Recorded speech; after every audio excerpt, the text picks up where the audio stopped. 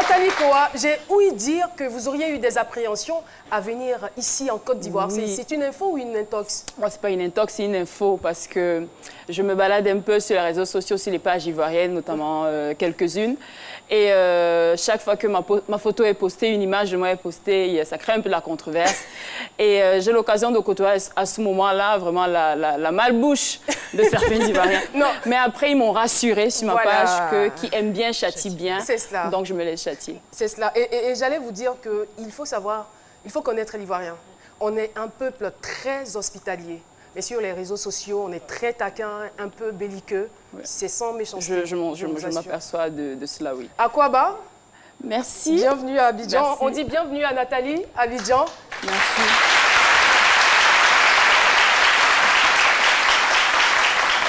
Alors, Nathalie, pour le commun des gens, Nathalie Koa, c'est une femme battante, une femme dynamique, entrepreneur, influenceuse sur les réseaux sociaux, qui a eu aussi, on ne peut pas le nier, un scandale retentissant. Et alors, la question qu'on veut vous poser maintenant, c'est de savoir, vous, si on vous demande, qui est Nathalie Koa? Nous, c'est ce qu'on sait, mais vous-même, qui est Nathalie Koa? Alors Nathalie, je suis une maman de 32 ans aujourd'hui. N'est-ce pas? J'ai 32 ans. Vraiment, je me définis d'abord en tant que maman parce que c'est si ce n'est la plus belle expérience de ma vie jusqu'à aujourd'hui. Je suis une jeune femme entreprenante. J'ai à mon actif quelques entreprises, notamment une qui fait dans les cosmétiques et dans la lingerie. Tout à fait. J'ai également je côtoie même le milieu de l'agriculture. J'ai quelques hectares de terrain. Je fais du plantain, du cacao, voilà, un peu de tout. J'ai une société qui fait dans l'audiovisuel. Pour l'instant, on a stoppé les activités parce qu'on voulait leur donner une nouvelle orientation et surtout un nouveau souffle. Je fais également dans les marchés publics, quelques-uns. C'est vrai également que cette année, j'ai mis un peu de frein parce que je voulais me consacrer à l'écriture qui est au final ma première passion. Et voilà, Vous avez le temps pour tout ça? Oui, en fait, il faut juste être organisé. Je suis assez organisée. Je pense que j'ai ces déformations aussi qui veut que tout soit bien fait et... pour cela, je sais pertinemment que je ne peux pas être sur tous les plateaux de mes entreprises. Alors, j'ai recruté des personnes d'ailleurs mieux qualifiées que moi dans chaque domaine pour s'en occuper, mais je reste juste celle à qui on rend compte et celle qui manage, on va dire. Alors, votre dernière œuvre, comme vous l'avez dit tout à l'heure, votre seconde œuvre est intitulée Renaître. On ne peut pas parler de renaissance sans parler de petite mort quelque part. On ne peut pas parler de renaître sans parler d'une descente aux enfers. Alors, ma question, c'est quel a été donc l'impact de toute cette négativité sur votre personne? Oui, effectivement, vous l'avez dit, on ne peut pas parler de renaissance sans parler de chute même au préalable. Et moi, ma chute... C'est vrai que c'est par là que le public m'a connue, mais c'était ma chute parce qu'avant ça, je menais une vie que je qualifiais de linéaire, de lisse. Donc voilà, j'ai côtoyé à travers ce scandale-là ce qu'on appelle vraiment la chute libre, fracassante même on va dire, parce que je n'étais pas connue du public. Et pour moi, me retrouver comme ça sur la scène, voilà, sur la place publique, c'était assez difficile parce que je me faisais à ce moment-là mitrailler de partout avec des injures, des remarques, des gens qui supportaient, mais des gens également qui critiquaient. Et j'ai broyé du noir. J'ai broyé du noir pendant plusieurs années. J'ai dandiné à ne pas savoir vraiment quelle direction donner à ma vie. Voilà, j'étais comme ça, on va dire, à faire le zigzag dans ma vie, tant sur le plan professionnel, même que personnel aussi, à ne pas savoir mais pourquoi je vis ça et pourquoi je me retrouve dans cette situation-là. Au final, je m'en suis sortie parce que j'ai eu pas mal de conseils autour de moi également, mais j'ai eu le déclic à un moment de ma vie. Et ce déclic-là, c'est de là que part ma renaissance. On va dire que ce n'est pas une nouvelle moi, mais c'est une nouvelle version de moi améliorée, on va dire. Est-ce que vous pourriez partager les fondamentaux de ce déclic-là avec nous? Oui, je le disais tantôt, quand on est jugé justement pour une seule chose qu'on a commise dans sa vie qui est publique, on en vient à douter de presque tout au final. On en vient à se dire qu'on n'est pas capable de produire quelque chose de positif qui serait peut-être bénéfique même pour soi et même pour les autres. Donc j'ai perdu confiance en moi. J'ai vu l'estime en moi, l'estime que j'avais de moi vraiment se dévaluer. J'ai essayé pas mal de projets sur le plan professionnel qui n'ont pas marché. Donc ce n'était pas pour me rassurer dans ma démarche, mais vraiment j'étais au plus mal. Et lorsque j'étais en pleine promotion de mon ancien ouvrage, j'ai eu la bonne nouvelle d'apprendre que j'étais enceinte de ma fille. Ce n'était pas planifié, ce n'était pas programmé. Et en cette nouvelle-là, j'ai vu une sorte de lumière définitive à laquelle il fallait simplement se raccrocher. Et je me suis dit, si je suis capable de porter la vie, je suis égale. Ça veut dire que de là-haut, j'ai quand même ma place ici. Je compte, voilà. Ouais. Et voilà, de là, j'ai pris conscience que j'étais une personne qui pouvait quand même porter du positif et transmettre du positif. Et à travers les battements de cœur de ma fille, c'est vraiment de là que part le déclic. Et le livre représente quoi pour vous? C'est une thérapie, c'est juste un moyen de donner sa version des faits ou c'est tout autre chose? Non, la thérapie, elle était derrière moi. La thérapie, c'est le premier livre. La thérapie, elle était derrière moi. Là, j'avais juste besoin de poser les jalons de ma vie future. Et donc, le livre, il s'inscrit quand même aujourd'hui en 2019. Mais il faut savoir qu'entre ce scandale-là via lequel les gens m'ont connu, on va même dire entre le livre, le précédent et aujourd'hui, il y a eu du vécu. Il y a eu quand même 3 ans qui se sont écoulés. Et 3 ans... vraiment riche, 3 années très belles et très riches que j'ai souhaité partager avec ma communauté et leur dire que voilà le fruit de vos encouragements sur les réseaux sociaux. Vous m'avez galvanisé, vous m'avez permis de comprendre que je comptais et j'ai également compris que je comptais et j'ai au fil des jours amassé pas mal d'expérience, mais aujourd'hui les jours sont plus beaux et je souhaite vous dire comment j'ai cheminé vers ces jours plus beaux-là. Si également ça peut transmettre de la force, du courage à d'autres personnes. Voilà. Doyen.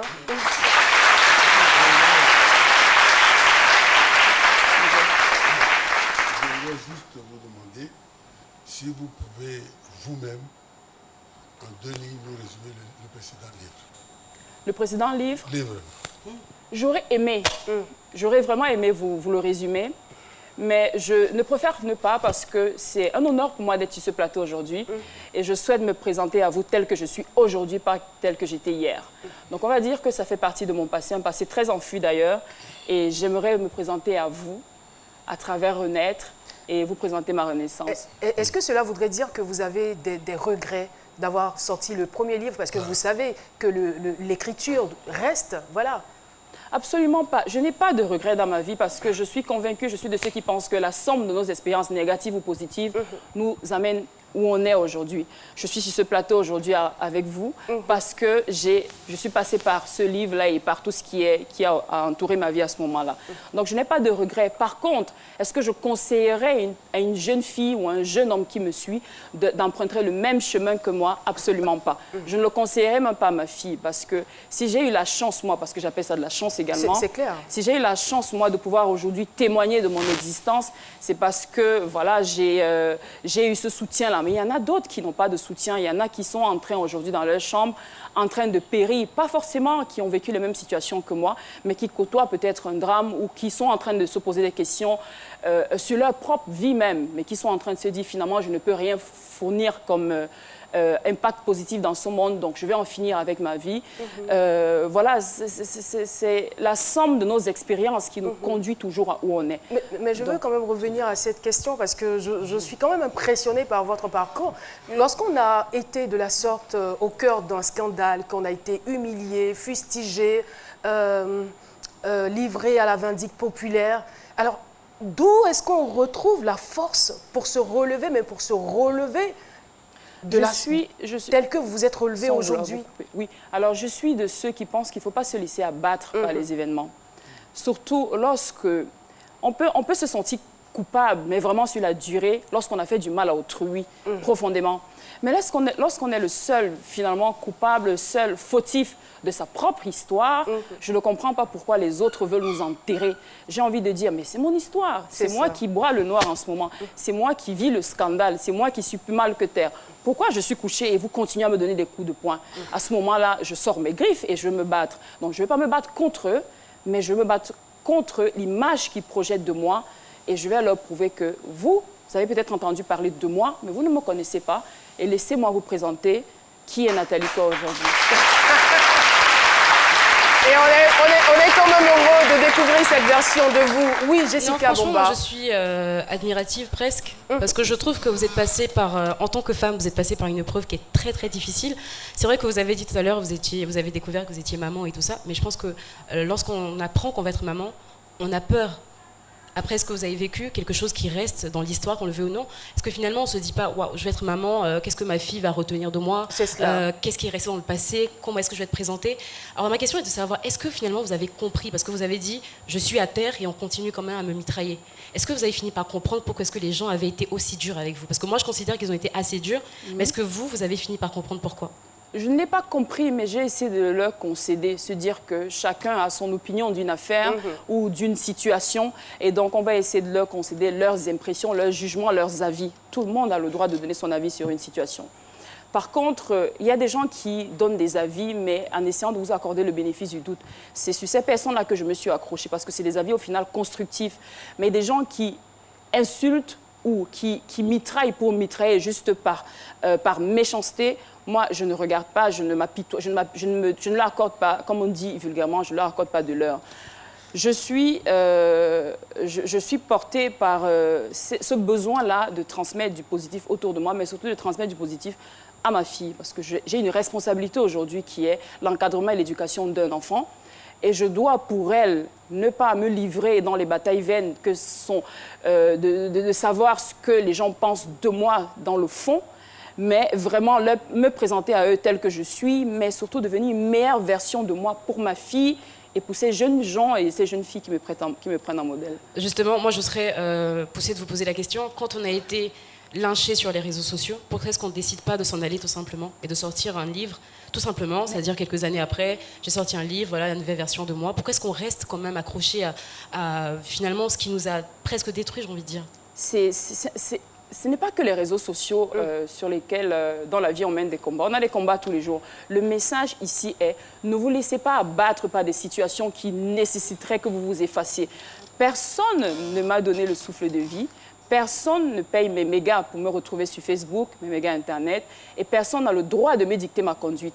Donc, rien que pour cela, ces personnes qui souhaiteraient, à travers leurs mauvaises actions, me voir quitter la toile, ne le feront pas. Et aussi, il ne faut pas qu'on se raconte des histoires. Aujourd'hui, le digital est un puissant outil de marketing et même de communication. Si je veux me positionner et si j'ai vu en ce scandale-là une opportunité, je n'ai pas à laisser le digital qui peut me permettre de me faire une santé financière juste pour les beaux yeux des gens. Clairement. Merci beaucoup. Voilà. Merci Nathalie Koa. Et c'est donc sur ces mots que nous allons marquer une pause. On se retrouve juste après la pub. Merci. Minutes et SMS tout réseau, Internet cadeau. Profite des forfaits Easy Heure plus de Move. Et à partir de 300 francs, on t'offre l'appel illimité vers 5 numéros. Tape maintenant étoile 303, étoile 1 dièse. Move, no limit. Les premiers gestes du matin sont essentiels pour bien démarrer la journée. L'eau minérale naturelle Assini participe à votre équilibre et vous maintient en pleine forme. Assini fait partie de vos moments de partage avec vos amis. Assini partage vos instants de complicité en famille. Au sport, au bureau, entre amis ou en famille, l'eau minérale naturelle Assini est présente et partage vos instants de vie. Un produit NBC.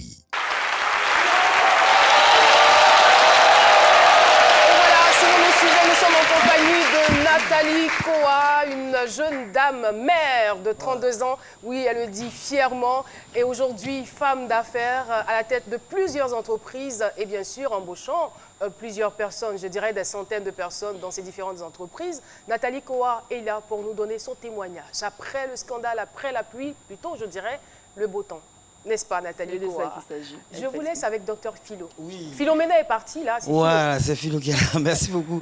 Caro, mais attends, moi, franchement, je suis un peu déçu parce que de son intervention. En fait, j'ai ma nièce, moi, je lui dis, quand elle dit qu'elle-même, même à sa propre fille, elle ne peut pas lui dire de suivre elle son chemin. Alors que moi, j'ai ma nièce qui ne juge que par vous, votre personnage, votre personnalité. Elle, franchement, et elle, je suis en train de mettre tous les moyens à sa disposition pour qu'elle passe par votre chemin. Franchement, j'ai déjà mis la moitié de tous les budgets. Ça dépend des chemins. Voilà. Exactement. Non, elle-même, elle la suit même. Sur Instagram, tout, elle fait c'est sur ce chemin. Et je mets les moyens à sa disposition. Donc, est-ce que, je vais lui demander, qu'est-ce que moi je dois faire? Le financier, le financeur qui est à côté. Est-ce qu'il faut arrêter de financer cette fille parce que vous êtes un exemple pour elle. Bon, voilà, moi, je ne comprends pas bien la question. Nathalie, je ne sais pas si vous avez bien compris. Oui, elle a compris. Vous avez bien compris. Je vois où il veut en venir. Ah, en fait, il se demande, vous êtes des amis, mais pourquoi aujourd'hui il a des jeunes, il y a sa fille en l'occurrence, qui me prend comme un exemple et moi, je dis que je ne souhaite pas que ma fille passe par le même chemin que moi. Il ne faut pas, même quand on prend une personne en exemple, on ne copie pas tout d'elle. C'est clair. On ne copie pas tout d'elle. Il faut éviter de calquer la vie des autres parce qu'au final, on se retrouve en train de ne pas vivre sa propre vie, mais à vivre la vie d'une autre personne et d'espérer que ça se transforme en sa vie. Non, on a chacun notre destin, on a chacun nos ambitions, on a chacun voilà, notre vision de la vie. Maintenant, on a besoin des repères. Le repère que je constitue aujourd'hui, moi, c'est vraiment la somme de mes expériences. Je dis à une jeune fille, si je suis équilibrée aujourd'hui, j'aurais pu ne pas l'être par le chemin que j'ai emprunté. Mais je le suis aujourd'hui parce que voilà, j'ai su faire fi de certaines situations et j'ai grandi d'une situation qui se voulait dévastatrice et j'en suis sortie plus ou moins forte. Mais pour ma fille, je vais lui dire, écoute, tu es une jeune fille, il faut que tu t'éduques, il faut que tu te cultives. Et quoi de mieux que l'école au final? Ne minimisons pas l'impact de l'école parce que l'école nous éduque, nous édifie, nous pose des jalons d'une vie. La jeune fille ne doit pas me prendre un exemple voilà, Nathalie, elle a côtoyé un certain milieu et elle est où elle est aujourd'hui. Il faut qu'elle sache que ce milieu a déteint sur ma vie de tel point que je suis obligée de me battre 3 fois plus qu'une personne qui aurait pris un chemin normal, celui de l'apprentissage à un métier et l'aboutissement à ce métier-là, que celui que j'ai pris aujourd'hui. Et comme je souhaite pour eux une vie assez polie, une vie assez saine et une vie assez transparente dont ils peuvent être fiers, tant dans l'obscurité qu'à la lumière, je vais leur dire, allez à l'école, apprenez un métier et de là, vivez de votre passion. Voilà. Et nous, de notre côté, on dira tout simplement, allons écouter Paulus Agathon. Alors Caroline, j'ai, on va dire, une série de messages, beaucoup de messages quand même. Et le premier, c'est le message de Aboubacar Koné. Et selon lui, il estime qu'il y a un sujet qui est évité. Et il affirme qu'il ne faut pas avoir honte de son passé, mais s'en inspirer. Alors, moi, je voudrais demander à Nathalie Koua, partant de cette affirmation de notre internaute, est-ce qu'elle a honte de son passé? Absolument pas. Si j'avais honte de mon passé, croyez-moi, je me serais effacée, mais complètement. Je n'ai pas honte de mon passé. Il faut même d'ailleurs avoir honte de rien dans sa vie au final. L'erreur vient lorsqu'on est dans une répétition d'échecs où on répète à chaque fois le même schéma qui nous conduit finalement dans le trou. Mais lorsqu'on apprend de ces erreurs, on bénit au final même le ciel de nous avoir donné, nous avoir transmis la connaissance par ce canal-là, même si c'était brutal. Ce canal-là me permet aujourd'hui de m'affirmer tel que je suis et de dire que oui, mon passé, il me sert non pas comme béquille, mais il me permet de voir le chemin que j'ai parcouru pour être où je suis aujourd'hui et pour pouvoir transmettre aux plus jeunes que moi. Au-delà de tout cela, Nathalie Koua, êtes-vous une femme heureuse? Oui, aujourd'hui, je peux le dire sans vraiment chercher à édulcorer mon message, je le suis. Je le suis pleinement parce que j'ai compris, passant par le chemin le plus brutal et le plus rude finalement, que les clés de son bonheur, en fait, c'est nous qui les avons. Ce n'est pas autrui. Et c'est nous qui devons puiser en nous la force pour pouvoir nous affirmer, nous relever même et après nous épanouir. Renaître sera dédicacé le samedi prochain, ici, en Côte d'Ivoire. Est-ce que Jessica veut nous faire le plaisir de lire juste quelques lignes très rapidement? Oui, très rapidement. En fait, moi, je suis à l'avant-propos. Il y a une partie qui m'a quand même... voilà. Donc, très rapidement. Sur le coup, j'ai cru que c'était une plaisanterie. Jusqu'ici, j'étais invitée à participer à des soirées de promotion d'un artiste en vue, à l'inauguration d'une boîte de nuit, au lancement de gamme de produits de beauté. Je m'y suis toujours rendue avec plaisir, songeant par ailleurs que ces invitations étaient en phase avec mon image glamour et sexy. Mais cette fois, la proposition était différente. On ne jouait plus dans la même catégorie. C'est mon cerveau qui était sollicité. Moi, Nathalie Koua, la sulfureuse, invitée sur l'estrade d'un amphi pour parler à la jeunesse africaine. Moi que la presse à scandale et les pompes à buzz de bac à sable ont dépeint comme la dernière des traînées. Moi dont le nom s'était vu affubulé de tous les adjectifs les plus dégradants, cupides, oisives, opportunistes, manipulatrices, j'en passe, et des pires, face à des jeunes gens instruits, bien plus que moi, qui pourraient me prendre pour modèle. La bonne blague. Franchement, aujourd'hui, est-ce que vous considérez qu'on pourrait vous prendre pour modèle? Non. Je le dis souvent parce que ce message est mal perçu. Quand on dit « on pourrait me prendre pour modèle », c'est de le modèle dans ma vie dans toute son intégralité. Mais aujourd'hui, je souhaiterais que les gens copient de moi mon courage, ma force et qu'ils arrachent leur place sur cette terre. Il n'y a personne qui a le droit de dire à quelqu'un « voici ce que tu es et voici ce que tu vaux ». Que tout le monde sache dès aujourd'hui ce qu'il est capable de faire et tout le monde prenne conscience de sa valeur. La société ne va pas toujours nous donner l'opportunité de nous présenter tel qu'on est et même de nous affirmer. C'est à nous de bousculer les codes, de bousculer les a priori et de lever tout préjugé sur nous pour nous imposer. Quand vous auriez terminé tout cela, quand il n'y aura plus de préjugés et qu'on vous verrait autrement, ce serait quoi votre vie? Je serais dans la transmission parce que je pense que je vais dans un canevas de développement personnel et je pense que je vais multiplier les expériences telles que celle-là pour m'adresser aux jeunes, pour m'adresser également aux personnes même dans toutes leurs difficultés. Aussi, je souhaite m'affiner dans un domaine social qui me parle aujourd'hui, moi, en tant que mère. J'ai envie de développer ce côté qui est le lien entre la maternité et l'enfantement. Je trouve qu'aujourd'hui, les femmes, c'est vrai que je sors un peu du contexte, mais je souhaite vraiment en parler, les femmes ont de plus en plus de mal à donner aisément naissance à leurs enfants, alors qu'on oublie, on tend même à oublier que donner la vie, c'est finalement la plus belle chose qui arrive sur cette terre. Et je souhaiterais que, voilà, à travers également les messages que je véhicule, que les gens sachent que les femmes enceintes en pleine crise existentielle sachent qu'il y a des personnes qui vont se battre pour leur cause, de savoir qu'elles auront maintenant la possibilité, on souhaiterait qu'elles aient la possibilité d'accoucher en toute quiétude. Mais Voilà. justement, beaucoup de femmes dans cette situation, dans ce genre de scandale, se sont résignées au silence ou peut-être se sont recroquevillées sur elles-mêmes. Alors, qu'avez-vous à leur dire à ces femmes-là? J'ai à dire à tout le monde, et à ces femmes et au-delà, que si vous admettez, si vous finissez par comprendre que personne ne va faire l'expérience de la mort à notre place, personne ne va se dire « Ah, ton souffle de vie est parti, je te prête le mien, moi je pars à ta place. À ce moment-là, vous comprendrez que vous êtes les seuls maîtres de votre vie et donc personne n'a le droit de vous dire que vous devez vous tenir ici et pas là. » Qui n'aime pas le souffle de vie? Merci beaucoup, Nathalie Kowa. Jessica voulait poser une question, ça va aller très très vite. Paulus, au revoir. Très vite. Au revoir, Alors, Caroline. après tout ce que vous avez vécu, justement, Caroline disait, la plupart des femmes vont garder le silence, vont rester renfermées sur elles-mêmes. On va leur dire, avec le passé que tu as eu, tu n'auras pas de vie de famille épanouie. Aujourd'hui, vous êtes en couple et vous parlez même de votre vie de couple dans votre bouquin. Aujourd'hui, vous vous considérez comme une femme épanouie en 360? Tout va bien? En 300, je suis en paix. Je suis en paix, c'est le plus important. Je suis en paix. Je ne suis pas parfaite. Je vais peut-être même encore commettre des erreurs, mais je sais qu'à chaque fois qu'on tombe, il faut se relever. Merci infiniment. Merci. Beaucoup d'enseignements qui ont découlé de cet échange, beaucoup d'enrichissement. Mais ce n'est pas encore terminé puisque